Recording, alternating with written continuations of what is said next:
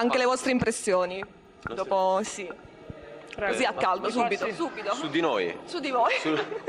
Impressioni sul palco, no, è una cosa sì, sicuramente prestigiosa, si vede anche dall'organizzazione impeccabile, già ci hanno fatto 2 interviste, non c'è mai successo, in 12 anni di live, 2 interviste. Siete già importanti. al giorno, siamo già importanti e no, poi anche a livello tecnico c'è una grossissima preparazione da parte dei fonici, si vede appena sono arrivato mi hanno preso, mi hanno detto tutto quello che dovevo fare, come il soldatino ho eseguito e è andato tutto preciso. La qualità c'è allora. La qualità c'è, speriamo di contribuire anche noi alla qualità del festival in qualche modo. Ok, allora in bocca al lupo per stasera. Crepi.